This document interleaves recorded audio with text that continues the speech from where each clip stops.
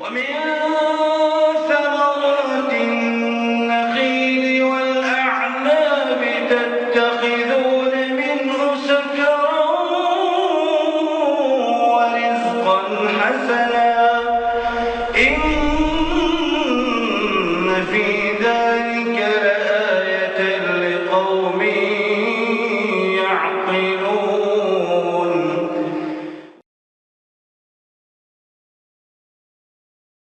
Bismillahirrahmanirrahim. Assalamualaikum warahmatullahi wabarakatuh.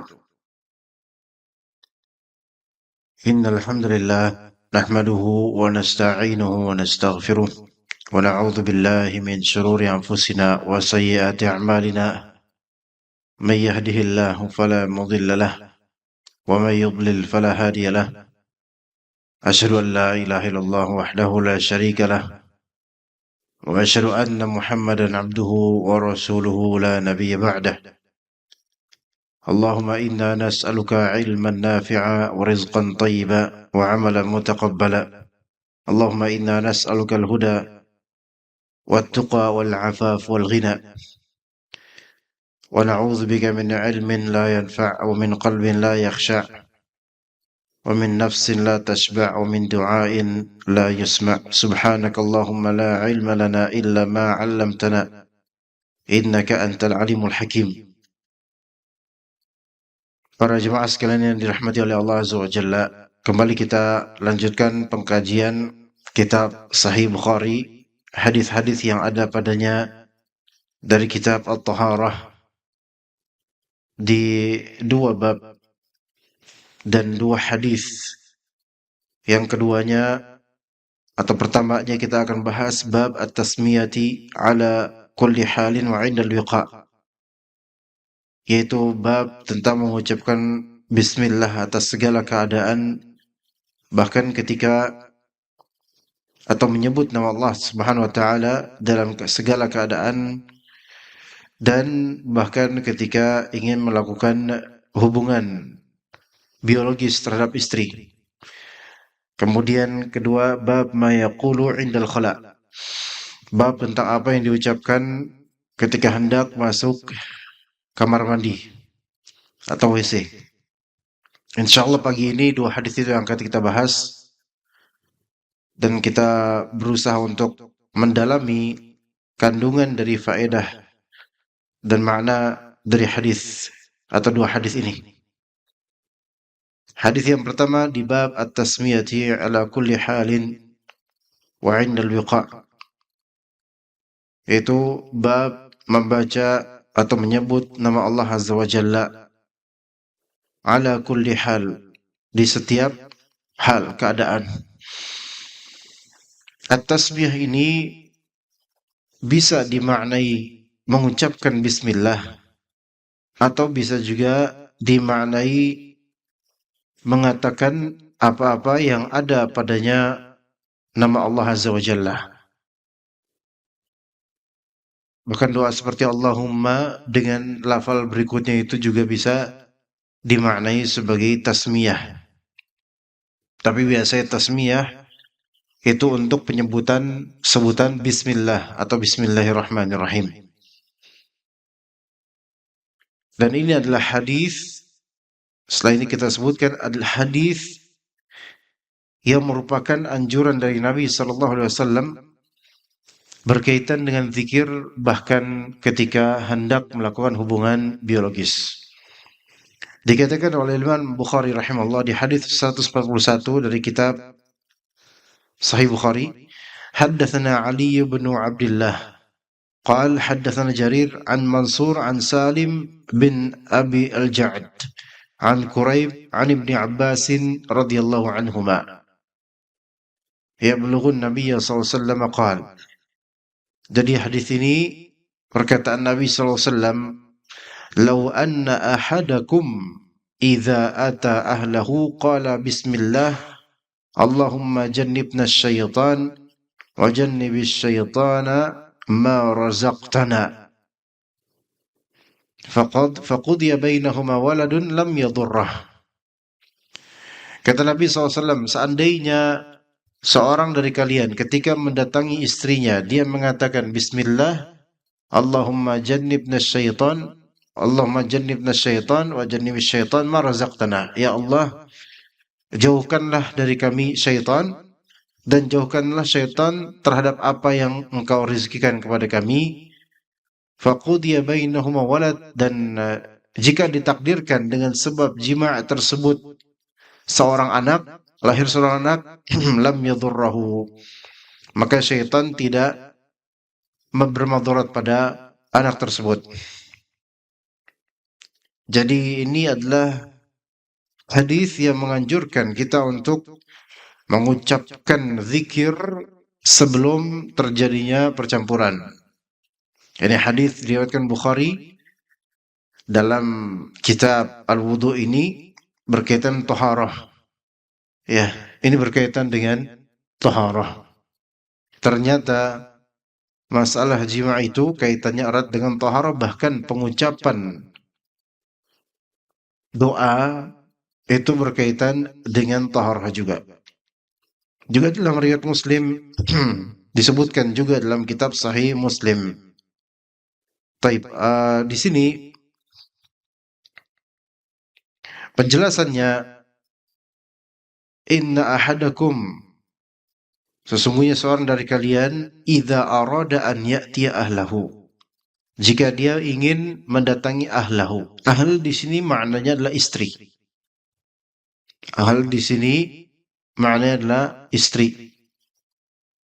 Ahl dalam bahasa Arab, bahkan dalam bahasa Al-Quran ya, dan juga hadis Nabi SAW kerap kali dimaknai istri. Walau kadang juga dimaknai ahl ini keluarga. Ahl ini keluarga. Dan contohnya hadis ini, idza ata ahlahu, jika dia mendatangi bukan keluarganya tapi mendatangi istrinya. Kemudian dalam ayat Al-Quran, ya ayyuhalladzina amanu qu anfusakum wa ahlikum nara, wahai orang beriman, jagalah oleh kalian diri kalian sendiri dan ahlikum. Ini sebagian menafsirkan yaitu istri-istri kalian. Istri-istri kalian dari api neraka. Maka seseorang yang menikah itu, mau dia baru menikah atau sudah bahkan punya cucu, itu wajib memperhatikan istrinya. Bukan memperhatikan hanya kecantikannya atau bagaimana saja dari dunia, melainkan memperhatikan keagamaannya. Karena setiap dari kita, wahai para suami, akan Allah tanya tentang bagaimana keagamaan istri kita. Ya, kullukum ra'in wa kullukum mas'ulun an ra'iyatih. Setiap dari kalian, wahai para laki-laki, adalah ra'in, yaitu penggembala, pemimpin. Dan setiap dari kalian akan ditanya akan yang dipimpinnya, yaitu rakyatnya, yaitu istrinya dan juga anak-anaknya. Maka urusannya sekarang bukan berapa kekayaan kita, tapi urusannya sekarang adalah siap nggak kita untuk ditanya nanti di hari akhir, istri kita keluyuran kemana, istri kita keagamannya bagaimana. Dan harus dipersiapkan sejak sekarang. Karena kita para laki-laki yang bertanggung jawab terhadap ahl, yaitu keluarga, lebih-lebih terhadap istri. Kemudian kata Nabi SAW, idza ata ahadukum ahlahu, jika seorang dari kalian wahai suami mendatangi istrinya, yaitu maksudnya mencampuri istrinya, menginginkan hubungan biologis terhadap istrinya, maka qala, berkatalah dia, yaitu orang ini berkata yang mau menjima' istrinya, bismillah. Ya, bismillah, mengucapkan bismillah. Allahumma jannibna syaitan wa jannibis syaitan ma razaqtana. Bismillah. Allahumma jannibna syaitan wa jannibis syaitan ma razaqtana. Dan ini perintah Nabi SAW. Boleh sekarang silahkan bertanya pada diri kita masing-masing jemaah. Dan harus jujur. Jujur dalam beragama. Hafal atau enggak ini? Silahkan masing-masing jawab sendiri aja, nggak usah disiarkan. Kalau kita mengatakan sudah berapa kali kita dalam hidup ini menjalani hubungan biologis terhadap istri yang sah secara syar'i atau negara. Sudah berapa? Tidak perlu dihitung juga dan tidak mungkin kehitung. Namun dari ratusan atau mungkin ribuan kali, berapa kali mengucapkan ini? Dari seluruh kehidupan kita, mari kita jujur terhadap diri kita, jujur terhadap Allah, jujur dalam beragama. Jujur. Dari ribuan kali kita melakukan hubungan biologis, sunnah ini jangan-jangan belum pernah dibaca. Belum pernah dibaca. Jangan-jangan. Mari kita sama-sama. Di sini bukan karena saya sedang mengetes bapak-bapak, bukan. Kita sedang berusaha untuk jujur di hadapan Allah. Ini di rumah Allah. Dan ini yang nyuruh siapa? Nabi SAW. Ajaibnya kita, yang tidak pernah disuruh oleh Nabi, kita lakukan. Ini jelas hadisnya. Kita tidak malu di hadapan Allah untuk belum mengikutinya. Ya, nanti bagaimana di hadapan Allah? Bagaimana di hadapan Allah di hari akhir? Kita ditanya oleh Allah. Yang tidak diperintahkan, antum lakukan. Yang Nabi perintahkan, antum beralasan, afwan ya Allah, saya belum tahu. Kenapa yang tidak diperintahkan, seolah antum tahu. Yang diperintahkan jelas-jelas, minta maaf. Sampai kapan kita akan minta maaf sama Allah? Sekarang diberitahu. Dengan takdir ini, bahwasanya sebelum jima' pun ada sunnah Nabi SAW. Kata Allah SWT, وَمَا آتَاكُمُ الرَّسُولُ فَخُذُوهُ وَمَا نَهَاكُمْ عَنْهُ فَانْتَهُوا. Apa yang Rasulullah datangkan kepada kalian, maka apa? Ambil. Ambil di sini maksudnya amalkan. وَمَا نَهَاكُمْ عَنْهُ فَانْتَهُوا. Dan apa yang Rasulullah larang pada kalian, intahu. Intahu itu habisi, yaitu udah khalas. Putus. Don't do it. Jangan lakukan. Karena dilarang oleh Nabi SAW. Dan betapa banyaknya kaum muslimin, hal yang dilarang oleh Nabi SAW dilakukan. Yang diperintahkan, tidak dilakukan. Gimana pertanyaannya kepada diri kita? Di akhirat kita siap nggak akan mempertanggungjawabkan itu? Siap atau tidak? Nah, memang ini sunnah. Oh, ini kan sunnah, Ustaz. Nggak sampai wajib. Betul. Tapi kenapa? Karena ini mentang-mentang sunnah, terus kita nggak melakukan. Sementara yang tidak ada sunnahnya, kita lakukan. Datang ke sini, alhamdulillah, Anda dapatkan di depan gerbang itu, atau di situ atau di sana ya, lupa. Di bawah di situ. Pas masuk sedikit sini. Ada beberapa komplotan anak muda sedang duduk di trotoar. Tentu Anda nggak tahu siapa, entah itu warga sini atau pernah, Allah alam. Mungkin ada sekitar 5 atau 6 anak muda, semua masih muda. Di Sabtu subuh, dan mereka zahirnya tidak sholat berjamaah. Padahal dekat jalan ke sini, dekat. Ya. Jalan ke sini dekat, jalan. Bahkan kalau lompat kodok pun bisa sampai sini dalam waktu singkat. Dan bukankah bisa kelihatan di sini masjid? Kalau misalnya kita lihat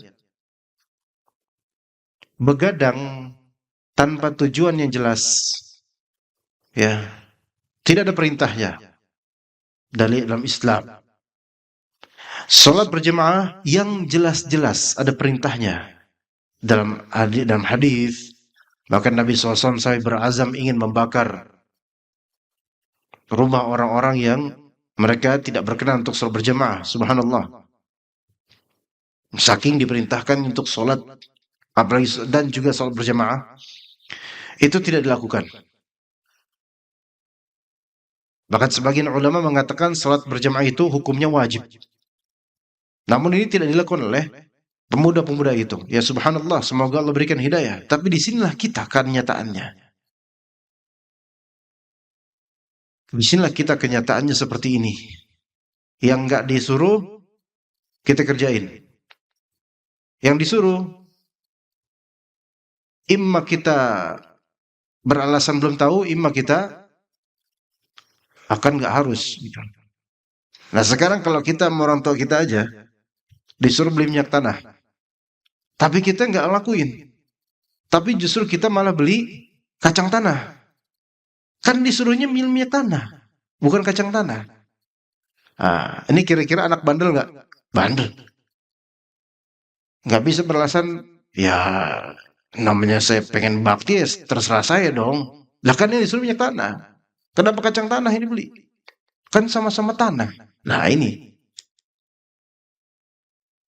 Sekarang ada sunnah yang alhamdulillah rezeki kita adalah pengetahuan yang Allah berikan kepada kita di pagi hari ini. Bagi yang belum tahu, bagi yang sudah tahu, jangan tinggalkan ketika melakukan hubungan biologis. Bismillah. Allahumma jannibna syaitan wa jannibis syaitan ma razaqtana. Bismillah. Tasmiyah bismillah. Dengan menyebut nama Allah. Allahumma jannibna syaitan. Ya Allah, jauhkanlah syaitan dari kami. Wa jannibis syaitan ma razaqtana. Dan jauhkanlah syaitan terhadap apa yang engkau rezekikan kepada kami. Yaitu maksudnya anak. Memang ini sunnah, tapi ternyata ganjarnya penting.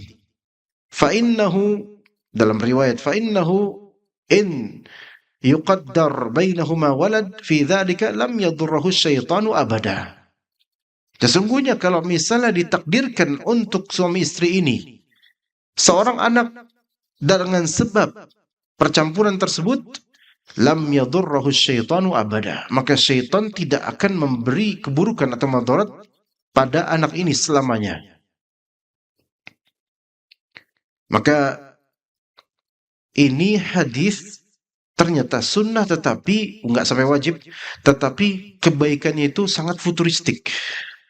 Sampai kalau misalnya lahir anak 9 bulan kemudian, dan kemudian anak itu menjadi manusia yang utuh, lahir dan sampai balik, itu tidak apa?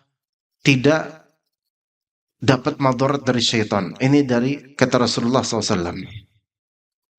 Jadi hadis ini menjadi dalil ala istihbab at-tasmiyati wa du'a al-madhkur inda iradat al-jima'.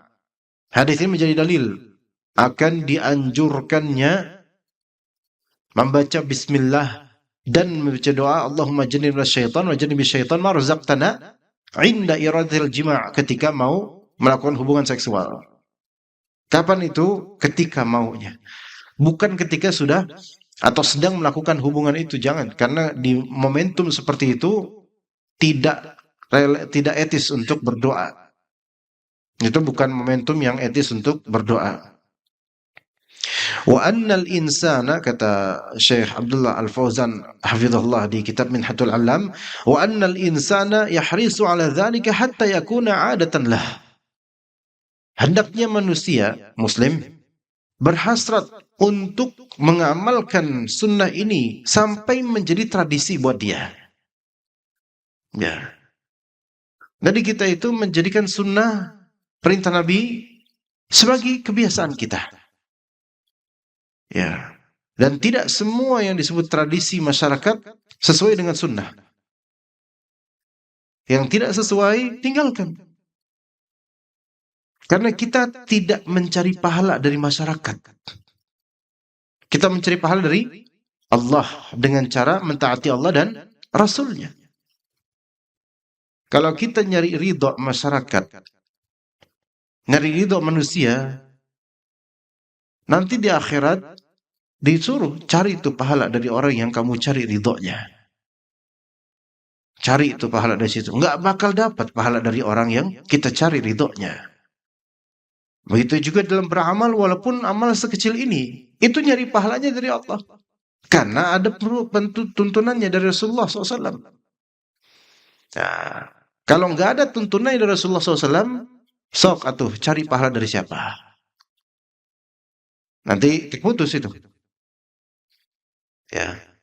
Karena apa yang Allah dan Rasulnya perintahkan, di situ kita dapat pahala. Dan apa yang Allah dan Rasulnya tidak perintahkan, silahkan cari sama orang yang pertama kali melakukannya atau menyerunya. Maka harus jujur. Ya, kita boleh bohong pada orang dalam masalah beragama. Bukan saya boleh di sini, bisa mungkin kita bohong. Tapi sama Allah, dunia dan akhirat kita nggak bisa bohong. Kita nggak bisa bohong. Maka di sini amalan seperti ini ternyata berefek besar, yaitu kita tuh mesti ada apa? Tawajuh dari Nabi, yaitu arahan dari Nabi SAW sebagai bentuk kebaikan buat masa depan anak kita juga. An yakunal walad mahfuzan ma'sunan minasyaitan. Itu anak ini terjaga daripada syaitan. Ini merupakan bentuk berbakti pada anak. Subhanallah. Belum ada anak, sudah bakti kita. Itu dengan cara apa? Berdoa sebelum melakukan hubungan seksual. Dan ini ada sunnahnya dari Nabi SAW. Wa nasiyan 'ala at-tariqatil mustaqimati bi barakati hadzal du'a'il 'azim. Jadi ternyata di balik hubungan seksual itu ada keberkahan yang Allah Subhanahu wa taala berikan. Ya subhanallah. Dengan sebab zikir dan juga doa yang diucapkan sebelum melakukannya. Kemudian dibahas oleh para ulama ikhtilaf dan perbedaan pendapat. Maksud dari ad-darar al-manfi, yaitu darar keburukan yang dinafikan di perkataan Nabi SAW, lam yadurrahu syaitanu abada. Syaitan itu tidak akan membahayakan dia selamanya. Wah, ini apa maksudnya nih? Ya. Apakah ini betul-betul secara umum dari nanti kelahiran sampai tuanya ini, anak ini nggak bakal diberikan godaan oleh syaitan atau marabahi oleh syaitan? Atau bagaimana? Apakah ada pengkhususan? Kan para ulama membahas perbedaan ini karena apa? Karena dalam hadis yang sahih juga disebutkan bahwasanya setiap dari anak Adam itu akan ditikam oleh syaitan ketika dilahirkan, kecuali yang dikecualikan. Ya. Seperti Maryam dan putranya. Itu pas ketika lahiran itu tidak apa? Tidak menangis. Jadi menangisnya bayi ketika keluar dari rahim itu karena ditikam oleh syaitan dari kalangan jin. Itu kata Nabi SAW. Bukankah ta'an atau tikaman ini termasuk madarat? Maka apakah kalau misalnya kita melakukan hubungan biologis dengan istri kita dan sebelum kita baca doa bismillah, Allahumma jannibna syaitan wa jannib syaitan ma razaqtana, apakah nanti pas lahiran anak ini hasil dari hubungan biologis ini nanti nggak nangis gitu? Dan ternyata nangis juga. Berarti kena dengan tikaman dari syaitan. Nah terus gimana dengan hadis ini gitu loh? Ya. Nah ini ada seolah-olah zahirnya kontradiksi. Ya. Kemudian ada ulama lainnya berpendapat, oh iya itu terkena madarat dari syaitan. Tapi maksud dari hadis doa ini dikhususkan darar madarat di badan dan akal, bukan di agama. Artinya gini, kalau seseorang pria ingin berhubungan biologis dengan istrinya, kemudian dia bilang bismillah Allahumma jannibna syaitan wa jannibni syaitan ma razaqtana, sebelum melakukan itu, maka kalau direzekikan anak dengan sebab percampuran itu, maka nanti anak itu ya akan Allah jaga dari mara bahaya yang dilakukan syaitan terhadap badan dan akalnya, dijaga itu. Tapi untuk agamanya, maka itu tidak Allah jaga, melainkan akan ada ujian dalam masalah agama. Ini sebagian dari ulama memilih ini, sebagaimana Ibnu Daqiq Al-Id juga memilih hal yang seperti ini, yaitu begini, kalau misalnya sebelum melakukan hubungan biologis baca doa itu, ya, bercampur kemudian direzekikan anak dengan sebab itu, maka Allah Ta'ala berikan anak ini penjagaan dari mara bahaya syaitan untuk badan dan akalnya. Artinya ini anak tidak akan gila disebabkan kesurupan dan semisalnya. Badannya dijaga oleh Allah Azza wa Jalla dari syaitan. Tetapi untuk urusan keagamaannya, akhlaknya, ya, ilmu agamanya itu nggak dijaga. Nggak dijaga. Ya tergantung aja dia mau bertakwa nggak nanti ini anaknya nanti segedenya. Itu. Akal dan badan itu dijaga oleh Allah Azza wa Jalla. Dijaga oleh Allah Azza wa Jalla. Buktinya, ada orang udah kesurupan, ada orang yang nggak bisa kesurupan. Ada. Ya. Jadi masalah kesurupan jin beda-beda antar individu. Nisbat kemungkinannya beda-beda. Dan umumnya perempuan jauh lebih mudah untuk kesurupan dibandingkan laki-laki. Penjagaannya kurang untuk badan dan akalnya. Tapi ada juga perempuan yang Allah jaga. Hanya saja kita ngomongin secara umum. Perempuan lebih mudah kesurupan dibandingkan laki-laki. Makanya kalau ada kesurupan massal di sekolahan, itu rata-rata perempuan, Pak. Yang laki-laki malah justru ya malah ketawa-tawa. Akhwat-akhwatnya kesurupan. Lebih mudah mereka karena mudah terpancing emosinya sehingga badan dan akal nggak sinkron, kemudian akhirnya syaitan masuk melalui jalur peredaran darah dan kolbunya. Nah, laki-laki pun ada yang mudah kesurupan, ada. Nah, ini yang tidak Allah jaga dan ada yang Allah jaga.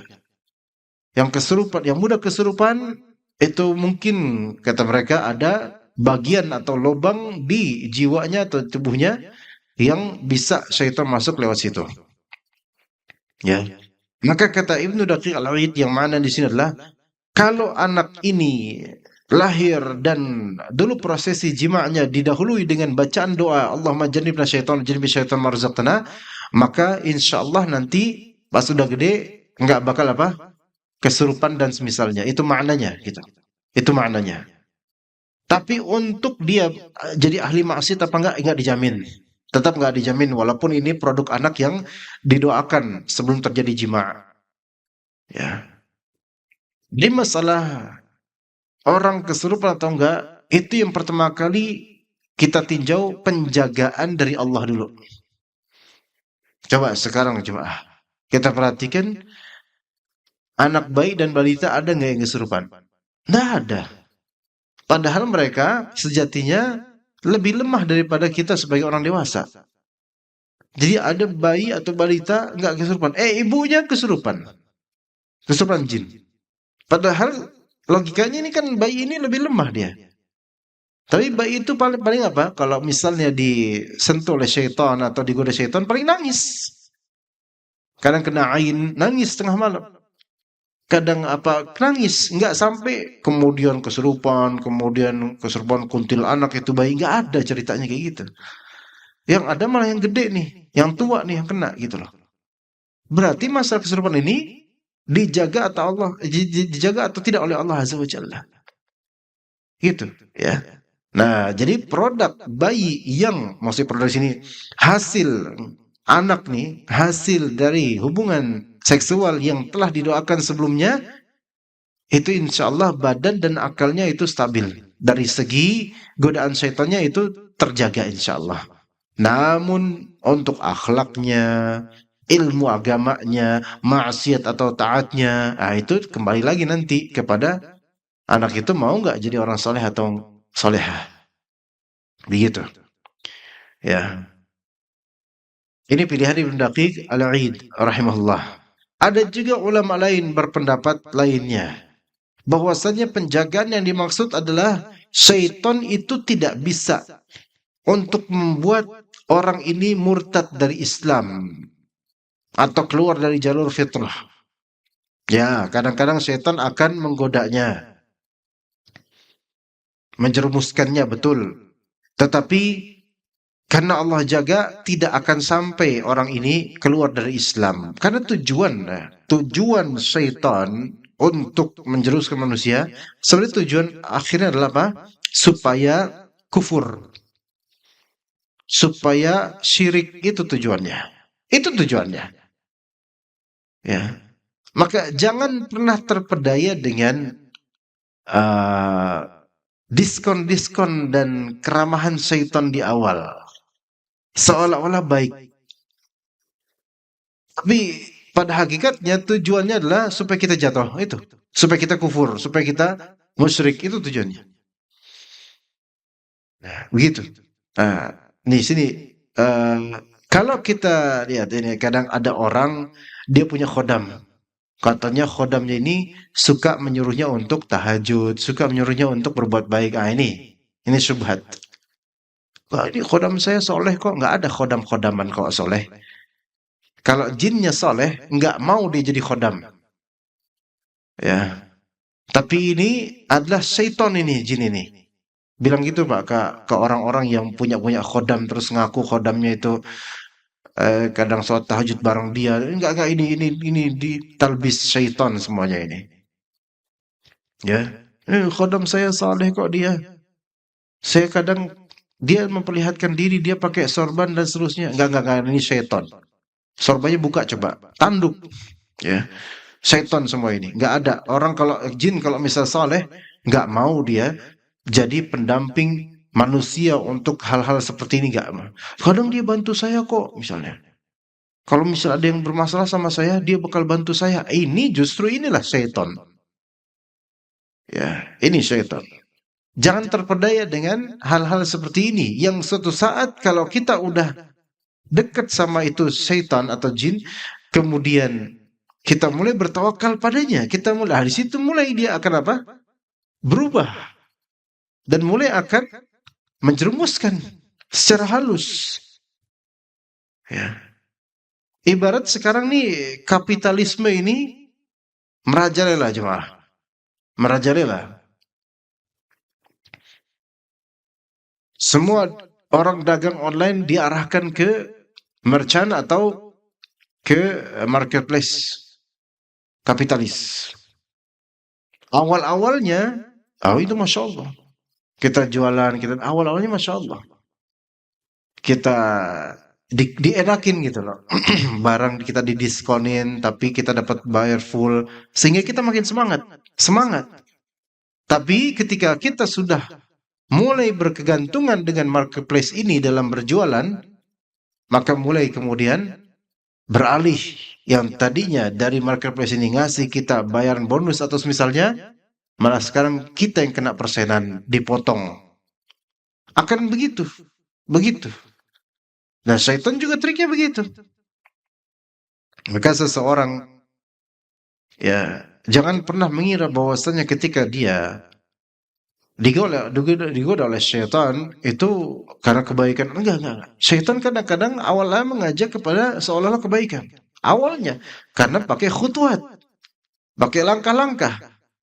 Wala tattabi'u khutwati syaitan, janganlah kalian mengikuti langkah-langkah syaitan. Karena itu musuh yang pakai trik yang halus sekali. Ya, sampai bikin ada khodam yang berbuat baik, ada khodam yang menyuruh amar ma'ruf nahi munkar, itu awalnya saja. Next time kemudian enggak. Kemudian anak-anak kecil yang punya teman indigonya, teman jinnya, teman gaibnya. Kadang main bareng sama teman gaibnya ini. Tanya, teman gaibku baik kok mah gitu. Nah, ini enggak boleh, seperti enggak boleh. Karena apa? Karena itu memang teman baik versi. yang suatu saat akan menjerumuskan anak ini kalau udah ketergantungan, akan menjadi musyrik nanti lama-lama. Maka yang punya anak-anak yang konon bisa ngeliat ini, bisa ngeliat itu, banyak-banyak diruqyah tuh anak tuh. Supaya lepas itu syaitannya itu. Syaitan itu semua, nggak boleh kita, nggak apa-apa Ustadz itu, soalnya teman anak saya itu dia baik. Kadang-kadang malah ngingetin anak saya supaya sholat. Enggak, itu diskonan awal. Nanti bakal digoda nanti sampai menjadi musyrik atau kufur. Ya, nggak bakal tenang ke depannya. Nah, kalau misalnya anak ini dilahirkan dan dulu ketika prosesi jima didoakan seperti tadi, Allahumma jannibna syaitan wa jannibi syaitan ma razaqtana, kalaupun syaitan menggodanya nggak bakal sampai derajat murtad, nggak bakal keluar dari fitrahnya, nggak bakal sampai menjadi musyrik. Itu sebagian ulama menafsirkannya seperti itu. Ya, baik. Hadis ini menunjukkan bahwasanya syaitan itu mulazimun libni Adam. Syaitan itu selalu mulazim yaitu berusaha nempel, berusaha mendekat kepada anak-anak Adam ini, manusia. Fi kulli hal. Untuk semua kondisi. Ya. Semua amalannya mencari kesempatan untuk menyesatkannya. Bahkan sampai berkenan untuk mengalir di tubuhnya manusia melalui aliran darah. Yang darah itu najis, makanya lewat aliran darah itu najis. Ketika lagi tidur, syaitan itu berusaha untuk nginep di bagian dalam hidung kita. Ini kata Nabi SAW. Ya, syaitan sampai nginep di sini. Lihat, di tempat-tempat yang seperti ini, di aliran darah itu najis. Di sini di bagian-bagian upil. Nah, itu di situ tuh nempel tuh syaitan. Sampai tuh rela untuk berada di tempat-tempat kotor demi menggoda manusia, demi menghalangi manusia dari ketaatan pada Allah, supaya tidurnya larut ketika subuh. Nggak apa-apa karena ini kan hari Sabtu atau hari Ahad atau hari libur. Udahlah cuti dulu dari sholat subuh berjamaah. La haula wa quwwata illa billah. Kemudian jadi ketika tidur nginep di sini. Ketika bangun, nginep di sini. Ketika tidur, nginep di dalam hidung. Ketika bangun, nginep di dalam hati. Dan ketika manusia itu lalai, maka syaitan memberikan bisikan. Ketika manusia itu ingat pada Allah, syaitan menjauh. Dan selalu seperti itu, semua manusia keadaannya selalu ada ujian yang Allah berikan melalui syaitan dari kalangan jin. Maka nggak ada dari kita yang kemudian nggak, Ustaz saya nggak ada jinnya. Semua dari kita ada jinnya, Pak. Jin korin minimal. Adapun khodam itu bonus, ya, itu ujian bonus. Semua dari kita ada korinnya. Yang mana korin ini bisa memberikan ujian dengan izin Allah dan juga fitnah. Bahkan sebagian orang yang mungkin ketika hidupnya banyak maksiat atau banyak melakukan kesyirikan atau hal-hal yang tidak ada syariatnya, setelah wafat itu malah jin korinnya itu gabut dan iseng. Karena ya manusia udah meninggal, dia terus ngapain? Ya udah, dia akhirnya membuat fitnah. Gentayangan lah, kemudian memperlihatkan diri seolah-olah yang mati itu hidup lagi, kemudian membuat bisikan lah, kemudian ngetok-ngetok pintu rumah keluarganya lah, kemudian masuk dalam mimpi keluarganya lah, menginginkan ini itulah, taruh kembang di sana lah, taruh sajen di sinilah, dan seterusnya. Ini kerjaan syaitan. Sudah wafat orangnya, tetapi syaitannya atau jinnya itu masih pengen untuk membuat fitnah. Insya Allah anak-anak ini yang kayak gini akan dijaga oleh Allah Ta'ala dari fitnah-fitnah seperti ini. Makanya doa yang memang menurut kita kayaknya kok simple ya, sebelum jima aja ada doa.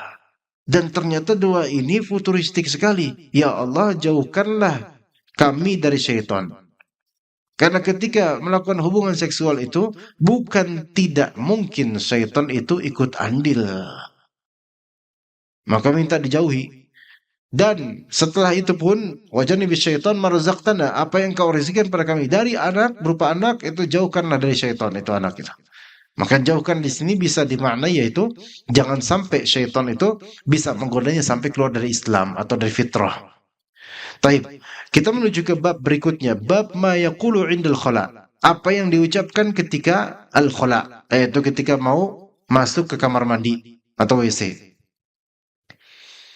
Kata Imam Al-Bukhari rahimahullah, حدثنا آدم قال حدثنا شعبة عن عبد العزيز بن صهيب قال سمعت أنسا يقول, saya pernah mendengar Anas bin Malik berkata, kana an-nabiyyu sallallahu alaihi wasallam idza dakhala al-khala' qala, Nabi SAW ketika beliau dakhala al-khala', masuk ke kamar mandi. Al-khala' artinya kosong tadinya, khala artinya kosong, yaitu kosong dari pandangan manusia, dan dia berada di kamar mandi, menuju kamar mandi. Maka berkata Nabi SAW, Allahumma jannibna syaitan, Allahumma inni a'udzubika minal khubuthi wal khaba'ith. Ya Allah, saya berlindung kepada Engkau dari al-khubuth dan al-khaba'ith. Nah, ini lagi ada doa. Kalau tadi doa berkaitan dengan masalah jima', sekarang doa berkaitan dengan masuk kamar mandi. Masuk kamar mandi, dan ini ada sunnahnya juga. Ada sunnahnya juga, yaitu perkataan Nabi SAW, al-khaba'ith, Allahumma inni a'udzubika minal khubuthi wal khaba'ith. Ya Allah, saya berlindung kepada Engkau dari al-khubuth dan al-khaba'ith.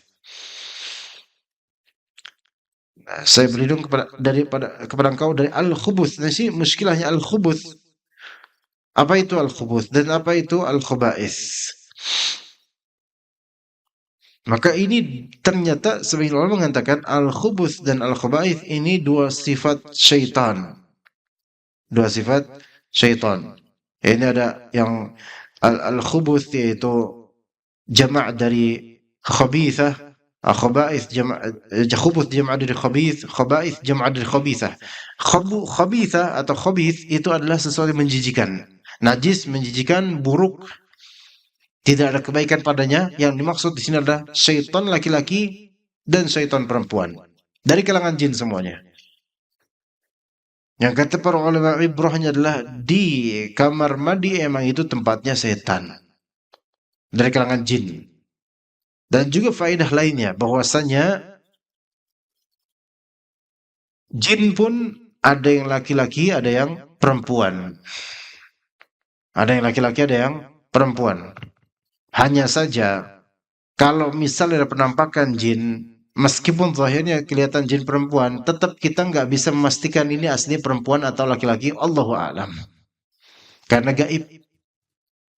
Karena gaib, dan apa yang tampak berupa penampakan-penampakan yang aneh-aneh itu belum tentu sesuai dengan realita di alamnya. Namanya jin kan perlu tipu daya. Kalau manusia ada yang laki-laki asli tapi berlagak perempuan seperti bencong, ada seperti itu. Maka jin itu lebih ahli lagi dalam kamuflase. Ya, lebih ahli lagi, emang itu kerjaannya untuk menipu. Maka jangan kita pastikan bahwasanya ini adalah jin laki-laki, ini adalah jin perempuan ketika ada penampakan.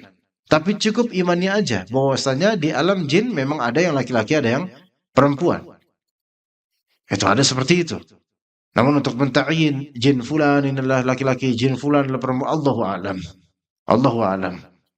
Ya, seseorang ketika semakin dia berusaha mengeksplor alam gaib, yang gaib baginya, maka akan semakin banyak hal-hal yang janggal. Ya. Jadi nggak perlu kita tahu ini jin ini adalah Nyi Rokidul, jin ini adalah Nyi Blorong, jin ini. Tahu dari mana ini jin? Ya, ini penampakan jin fulan, inilah jin, ini jin fulan. Subhanallah, tipu daya yang banyak dari syaitan. Kita nggak bisa ngeliat mereka, mereka ngetawain kita mungkin kalau misalnya kita menerka-nerka, ya. Tapi ala kulli hal, ini menunjukkan bahwasanya kamar mandi karena tempat buka aurat dan tempat dibuangnya najis, maka syaitan suka dengan tempat-tempat seperti ini. Wajar, karena emang itu tempatnya. Syaitan suka dengan tempat-tempat najis. Dan bahkan dalam hadis lain disebutkan bahwasanya jin muslim saja, saudara kita jin muslim saja, itu makan tulang. dan juga makan kotoran dari kotoran hewan. Itu yang muslimnya, jin muslimnya. Kalau misalnya yang kafirnya, maka lebih buruk dan lebih busuk daripada itu makanannya. Maka ajaib kalau misalnya seseorang naruh sesajen di suatu tempat yang dikeramatkan atau petilasan fulan atau pabrik kosong atau tempat keramat atau pohon yang bertuah dan semisal naudzubillah min dzalik, itu naruh sajen buat siapa? Buat siapa? Oh enggak, ini buat penunggu. Siapa yang nungguin? Satpam. Enggak ada satpam di situ. Terus siapa dong? Jin berarti. Lah ini kebodohan yang hakiki ini. Lawang jin muslim aja makanannya serendah itu bekas sisa makan tulangnya kita kok. Ini malah dikasih nasi tumpeng, dikasih jisamsu, dikasih kopi hitam, dikasih eh, apa-apa kembang-kembang dan ya subhanallah melati terus dibakar dupa. Ini semua perdukunan, sebenarnya kebodohan yang hakiki. Lawang makanan mereka yang lebih lebih jelek kok, yaitu apa, tinja-tinja dan kotoran-kotoran ini malah dimuliakan dengan ini, disuguhin pula. Ya, manusia apa nggak kur? Apa masih nggak ada gitu manusia yang bisa makan itu sehingga harus ngasih ke jin? Mereka yang seneng lah akhirnya. Senengnya lebih senengnya di apa? Di bagaimana manusia itu bisa tunduk dan taat serta mempersembahkan sesuatu kepada jin, dan inilah kesyirikan yang mereka inginkan. Ya, jauh-jauh ke pohon bambu ngasih nasi tumpeng. Nyari jin gak usah jauh-jauh mas. Itu di WC-mu tuh banyak jin, taruh nasi tumpeng di situ, pasti dibahalu-bahaluin orang. Nasi tumpeng kok dari WC. Ya, tuh lihat. Ya, karena apa? Kesyirikan itu mengkhianati logika. Ya, maka kita akan lihat banyak orang-orang yang dia melakukan kesyirikan, mereka melakukan kesyirikan, dan kalau kita pikir logika, ini orang kok keterlaluan ya logikanya ya. Ngapain ngasih-ngasih seperti ini ke makhluk-makhluk larung laut, kepala kebo, ya. Oke, dibuang ke laut buat siapa? Ikan. Ya kasih pelet aja kalau ikan mah, ngapain ngasih kepala kebo, ya. Terus kepala kebo atau ayam cemani buat jalan raya atau buat jalan tol dan semisalnya. Subhanallah, itu persyaratan dari penunggunya. Emang nungguin apa jin itu? Ya, itu jin banyak yang nungguin WC.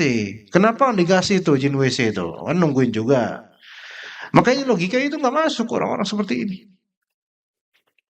Dan itu nggak ada perintahnya dari Nabi SAW. Makanya hati-hati, kita akan perlahan-lahan sesuatu yang nggak diperintahkan kita lakukan, itu lama-lama akan makin banyak kayak banyak inovasi seperti ini. Jalanan taruh kepala kebo lah. Kenapa harus kepala kebo? Dan kenapa harus hitam kepalanya gitu loh? Nggak bisa yang lain gitu. Susah banget gitu kan. Ya, supaya apa? Supaya kita tunduk dengan hal-hal yang diperintahkan oleh mereka. Ya, begitu jemaah sekalian rahimakumullah. Jadi karena menjelang syuruk, jika ada pertanyaan kita beri waktu untuk bertanya, dipersilakan. Fadhal. Kalau ada pertanyaan silakan. Tayyib, silakan kepada para jamaah yang ingin bertanya bisa angkat tangan. Dari bapak-bapaknya dulu mungkin.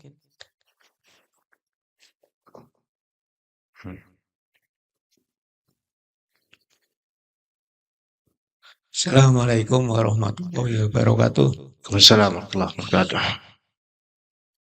wabarakatuh. Pak Ustadz, tadi apa dikatakan kita semuanya itu ada pengikutnya Korin ya, Korin ya. Korin. Nah, pertanyaannya adalah Korin atau jin yang mengikuti kita itu apakah jin muslim atau non muslim? Ya. Terima kasih. Ya, Pak. Jazakallah khair. Korin manusia itu muslim atau non muslim? Yang pasti bukan muslim. Agamanya dia apa saya nggak tahu, tapi yang penting bukan muslim. Korin saya, korin bapak, korin semua orang, nggak ada yang muslim. Semuanya kafir pada Allah Azza wa Jalla untuk jin qarin. Nggak ada yang muslim. Nabi SAW juga menyatakan hal itu. Bahkan ketika ditanya, bahkan engkau ya Rasulullah ada jinnya? Ya.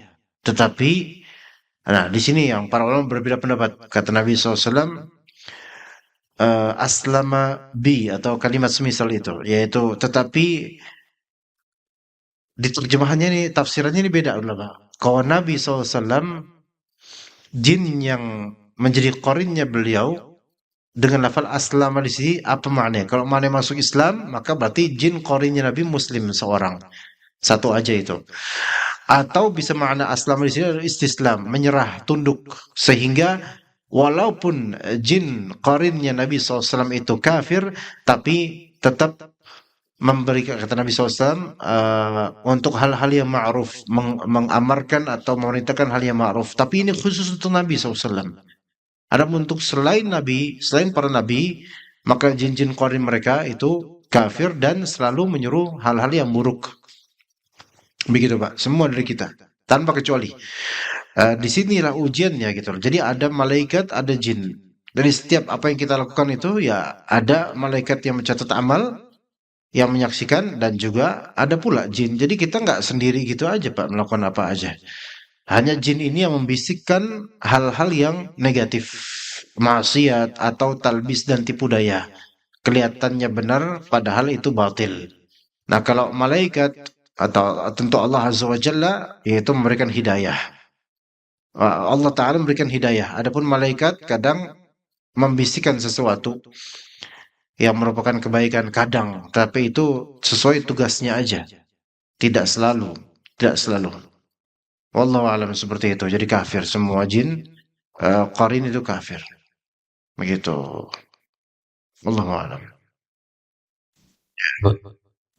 Baik, ada lagi yang ingin bertanya dari bapak-bapak atau ibu-ibu mungkin? Ada yang mau bertanya nggak? Bapak Ibu?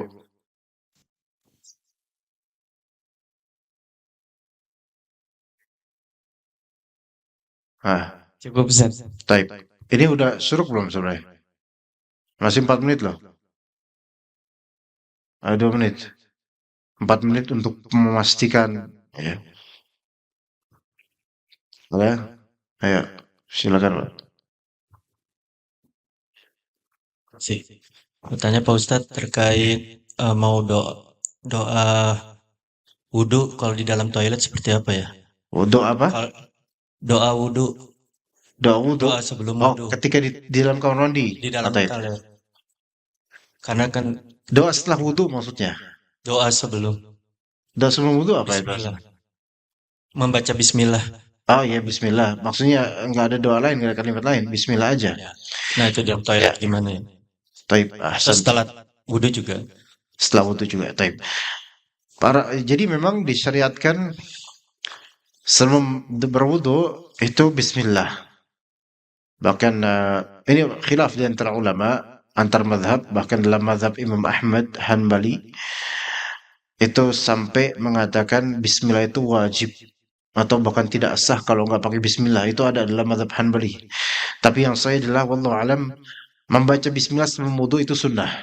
Itu dulu. Kemudian setelah wudu ya ada hadis yang menyatakan dari Nabi SAW, siapa yang wudu fa'asbaghal wudu, yaitu menyempurnakan wudu, kemudian mengatakan asyhadu an la ilaha illallah wa asyhadu anna muhammadan abduhu wa rasuluh, illa futihat lahu abwabul jannati tsamaniyah, kecuali pasti akan dibukakan buat dia pintu surga yang jumlahnya 8, yadkhulha min ayyiha sya, dia silahkan masuk dari pintu yang mana yang dia suka. Itu baca 2 kalimat syahadat. Ada juga dalam riwayat lain, Allahumma dan riwayat lain, Allahumma ja'alni minat tawwabina wa ja'alni minal mutatahhirin. Nah ini ada tambahan yang ada hadisnya. Namun kadang ada tambahan waj'alni min ibadikas salihin. Pernah dengar enggak itu? Lafal waj'alni min ibadikas salihin ini tidak ada tambahan, dan di hadis enggak ada hadisnya. Waj'alni min ibadikas salihin ini tambahan yang tidak ada hadisnya. Maka cukup Allahumma ij'alni minat tawabin waj'alni minal mutatahhirin. Itu. Nah, doa-doa dan lafal-lafal ini boleh nggak kita ucapkan ketika di dalam kamar mandi atau WC? Ya, jawabannya khilaf di antara ulama itu dulu sebenarnya. Sebagian ulama mengatakan nggak boleh. Karena ini merupakan zikir dan ini di kamar mandi tidak boleh zikir lisan. Tidak boleh zikir lisan. Tetapi wallahu alam yang sahih adalah makruh. Makruh untuk melafalkannya. Tetapi ketika dia melafalkannya dia tidak berdosa. Selama tidak dimaksud untuk menghinakan atau meremehkan doa, dia tidak berdosa untuk melafalkannya di kamar mandi. Begitu. Ulama yang memakruhkan ini memberikan solusi. Maka solusinya baca doa ini di qalbu saja. Karena keadaan sedang di kamar mandi. Itu solusinya. Kalau mau win-win solutionnya seperti itu. Tetap dia bisa doa, tapi dia tidak juga melanggar. Nah gitu aja. Kalau emang dia merasa nggak pantas untuk melafalkannya di dalam kamar mandi. Dalam Sunan Abi Dawud ada larangan dalam hadis untuk tidak berwudu di dalam kamar mandi. Tetapi ini kata seorang ulama yaitu Ibnu Raslan Asy-Syafi'i, seorang ulama mazhab Syafi'i, dalam syarahnya terhadap Sunan Abi Dawud, beliau mengatakan bahwasanya hadis larangan berwudu di kamar mandi ini dikontekskan ketika kamar mandi tersebut tidak ada aliran air yang keluar. Karena kamar mandi kan tempat untuk membuang tinja, kencing dan seterusnya, yang mana kalau itu masih tergenang itu berefek ke wudunya, takutnya tetap kena najis. Tapi kamar mandi yang ada di kita sekarang itu rata-rata sudah ada saluran air buat keluar, sehingga dibolehkan, tidak terkena larangan dalam hadis tersebut. Boleh wudu di kamar mandi sebagaimana boleh mandi junub di kamar mandi, seperti itu. Nah, kemudian kamar mandi yang dilarang al-khala, yang dilarang batasannya kayak gimana? Nah, itu dia. Kalau saya lupa di sini bagaimana. Gini, kadang-kadang masjid itu gini, masih gimana ya?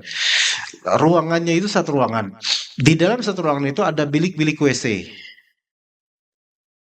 Buat BAB dan semisalnya. Ada bilik-bilik WC, ya.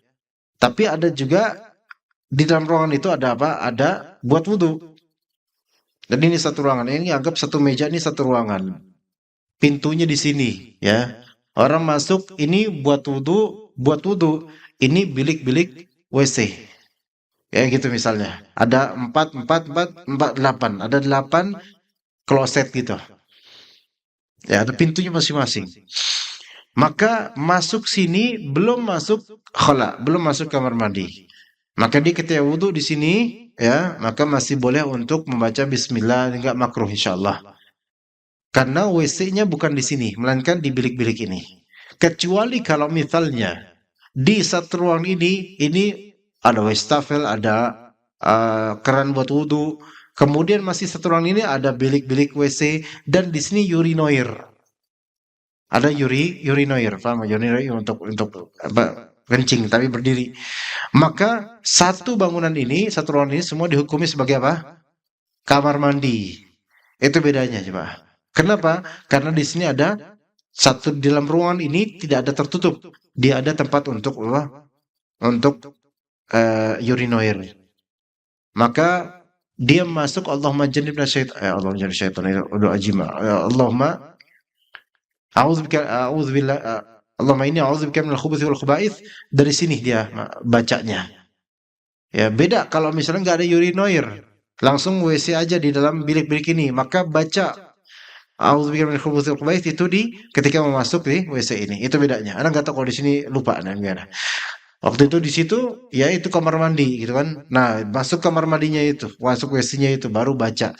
Ya, seperti itu fikihnya. Wallahu a'lam. Ya. Begitu, Pak. Ada lagi mungkin? Ya, tafadhal. Ya, silakan. Kalau kita lagi ya kamar mandi itu kan WC ya, misalnya WC itu kan tempatnya jin ya memang Ustaz ya. Nah, pas kalau kita pas lagi eh, ada keperluan ke WC dimanapun ya, kadang-kadang kan ada jin yang di situ itu ya. Kalau kita diganggu, kita merasa ada kehadirannya itu, yang kita lakukan apa Ustaz ya? Kayak gimana merasakan kehadirannya, Pak? Ya ada yang nyolek, Nyolek. ada yang merinding, itu kan otomatis itu kan sebenarnya tanda-tanda bahwa ada makhluk itu di sekitar kita. Ya kesian juga sih, ya. Alhamdulillah sih saya kok di WC nggak digituin juga ya. Ya sebenarnya kayak tadi, sebagian ulama mengatakan makruh, bukan haram ya, makruh untuk melafalkan wirid tertentu di kamar mandi itu. Ya. Tapi kalau darurat dia boleh ta'awudz. Hanya saja biasanya orang kalau udah baca doa sebelum ke kamar mandi, insya Allah nggak diganggu, Pak. Insya Allah. Hanya ada beberapa kasus yang saya temukan, yaitu seorang yang memang dia sudah kena santet ya, dan dia memang di kamar mandi diganggu betul. Makanya yang seperti ini darurat ya, dia ta'awudz boleh, ya ta'awudz boleh. Hanya kalau bisa ya menurut saya, wallahu alam, kalau dia dicolek, ignore aja Pak, ignore, yaitu nggak usah dianggap. Ya. Dia colek lagi, ya udah biarin. Colek-colek, dia colek balik aja Pak. Gitu. Nah kalau misalnya merinding, maka sugestiin aja bahwa ini merinding karena dingin, ya, atau karena hal lain gitu. Tidak semua merinding itu berarti ada jinnya sih Pak, enggak semua. Kadang karena dingin atau grogi, ya, atau karena pengen BAB. Nah jangan-jangan karena itu. Kan kadang-kadang orang sholat merinding juga, bukan karena khusyuk itu, karena nahan BAB. Nah kan ada kayak gitu. Nah jadi kalau bisa disugestiin ke hal-hal yang tidak ada kaitannya dengan supranatural atau jin. Kalau bisa. Kalau nggak bisa ya udah, auzubillahi minasyaitonirrajim. Di qalbunya atau mungkin kalau darurat ya di lisannya nggak apa-apa. Ya. Dan kalau bisa ya dia keluar aja dulu. Kalau dia dicolek lagi udah keluar aja dulu. Ya. Saya nggak tahu kenapa kok dicolek, saya juga nggak tahu ya. Sebenarnya emang dicolek atau kegeeran atau enggak gimana nggak tahu juga kan. Siapa tahu nggak dicolek tapi karena ngerasa aja. Tapi ala kulli hal semoga Allah jaga Bapak dan juga keluarga dari hal-hal seperti ini ya. Buruk soalnya nggak enak ya, tidak baik, nggak nyaman ya, gitu. Wallahu a'lam. Seperti itu Pak. Silakan baca tapi cukup ta'awudz aja, nggak usah ayat kursi kepanjangan Pak. Mendingan keluar aja daripada baca ayat kursi di kamar mandi. Bahkan nggak boleh itu ya. Kok itu sengaja seperti itu. Wallahu a'lam. Ya. Oke. Ada lagi? Cukup mungkin. Kita cukup insyaallah sampai sini. Barakallahu fikum jami'an. Semoga Allah Subhanahu wa taala memberkati kita semua dan juga keluarga kita, keluarga besar kita, dan semoga majelis ini majelis yang dirahmati oleh Allah Azza wa Jalla, dan semoga Allah taala menerima amal saleh yang kita lakukan walaupun ini masih sedikit, masih belum seberapa. Semoga Allah terima dan semoga Allah taala maafkan kesalahan-kesalahan kita dan menjadikan kita hamba-hamba yang diampuni oleh Allah Subhanahu wa taala serta diberkati di dunia, dirahmati pula di akhirat. Allahumma amin. Terima kasih atas kehadiran Bapak-bapak dan Ibu-ibu. Barakallahu fikum jami'an. Wa sallallahu ala nabiyyina Muhammad wa ala alihi wa sahbihi ajma'in. Subhanakallahumma bihamdika asyhadu an la ilaha illa anta astaghfiruka wa atubu ilaik. Wassalamualaikum warahmatullahi wabarakatuh. Waalaikumsalam.